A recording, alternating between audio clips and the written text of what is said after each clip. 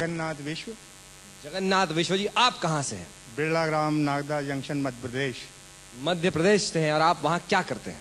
बिरला के परिवार में सुपरवाइजर हैं, वहाँ की फैक्ट्री में। अच्छा, ग्रेसिम इंडस्ट्रीज में सुपरवाइजर हैं। तो आप सुपरवाइजर भी हैं और एक कवि भी हैं और किसान भी। और किसान भी है। 3 in 1। मल्टीफैसेटेड। आइए, लेकिन आज आपका नंबर 2 है। जगन्नाथ जी के बाद मिलाते हैं आपको। तो ये एक जख्म आपका हमने सुना। अब सर आपकी बारी। जख्मी साहब ने अभी जहाँ नेताई की बात छोड़ी, उसी धरातल से अपनी बात करता हूँ और आपसे भरपूर तालियों का समर्थन चाहूंगा कि जब पूरे प्रदेश में चुनाव के दिन चल रहे थे, प्रत्याशी नेता निर्भय राम जी घर में चीन से पापड़ बेल रहे थे। मैंने छींकते हुए कहा, प्रभु सेवा में पत्रकार खड़ा है आपके आगे।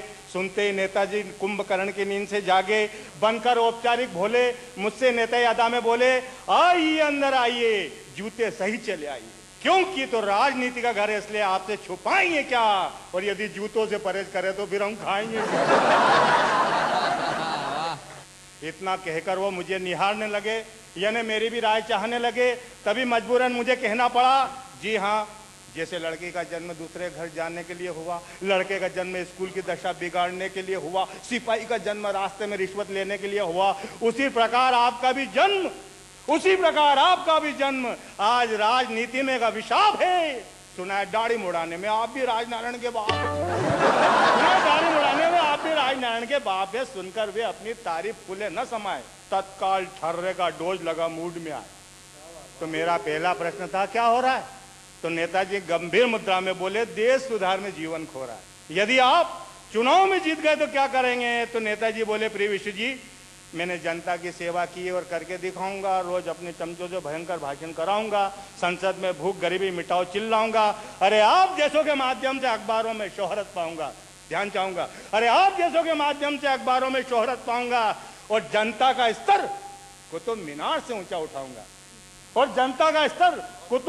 ऊंचा उठाऊंगा, ताकि खजूर में अटके हुए समाजवाद को अपने घर में ला सकूं। अगर औरों का नहीं तो कम से कम अपनी घरवाली का वचन तो निभा सकूं। बहुत अच्छे, बहुत अच्छे। अपने इलाके का कर दे बुरा हाल रे, कि जनता को गोली मारे, नेता का माल रे, कि जनता को गोली मारे, नेता का माल रे, कि जनता को गोली मारे। ढीली धोती ढीला कुर्ता पहन के पट्टा चलता है, पल में तोल पल में माशा घोंचू रंग बदलता है, जिसको चाहे घायल कर दे अपने झूठ के जादू से। बेशर्मी की मोटी मोटी गेंडे सी खाल रे, की जनता को गोली मारे, रे की जनता को गोली मारे। अपने इलाके का कर दे बुरा हाल रे, की जनता को गोली मारे, नेता का माल रे, की जनता को गोली मारे। ये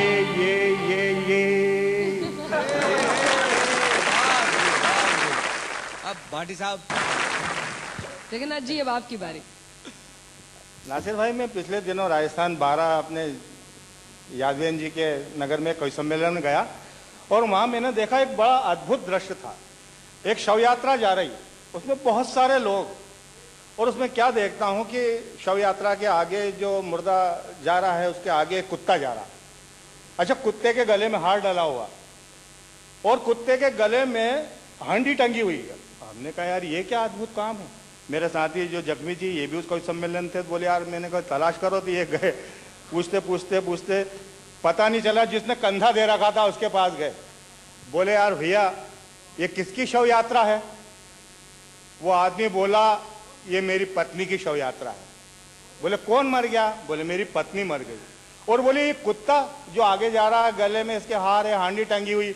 बोले, यार इस कुत्ते ने इसको काट खाया, इसलिए ये मर गई। तो जख्मी जी बोले कि यार ये कुत्ता मेरे को 2 दिन के लिए उधार दे देगा। बोले, लेन में लग जा, सब कुत्ता ही मांगने आए। बहुत अच्छे। भाटी जी, अब सोच जी, आप जगन्नाथ जी को क्या थीम देंगे? मेरी थीम कुत्ता। बहुत बहुत शुक्रिया अखिलेश जी। जैसे कि सोच जी कह गए हैं कि आपकी थीम है डॉग यानी कि कुत्ता। कुत्ते की वफादारी पर एक व्यंग सुनिएगा, आपको बहुत मजा देगा। और मैं आपसे भी पूरा ध्यान चाहूंगा, एक अपने ढंग का व्यंग है, सुनिएगा। एक दिन एक नगर की एक गली में अंधेरी सुनसान रात में एक हवलदार को एक कुत्ते पर गुस्सा आया। हवलदार ने डंडा दिखाया, कुत्ता भौंका परंतु सकुचाया। फिर हवलदार ने कुत्ते को जोर से डंडा मारा। कुत्ते ने सोचा कौन मुंह लगे और चल दिया बेचारा। इस पर कुत्ता दूसरी गली के कुत्ते से बोला, यार भोला, वर्तमान ये कैसी उलझन है, जो एक नमक हराम एक वफादार का दुश्मन है। एक वफादार का दुश्मन। अब जगन्नाथ जी, आपका प्रोडक्ट था टूथपेस्ट। एक दुकान वाले की बात मैं बताता हूं, और जो मेरे को आपने जो विज्ञापन दिया उसकी बात लाता हूं। सुनिए पल दो पल श्रीमान, घंटे भर की बात नहीं है। शुद्ध दंत मंजन में खोल गेट से कोई उत्तम जात नहीं है। अरे मत करो समय बर्बाद, अभी है दिन है बाबू, रात नहीं है।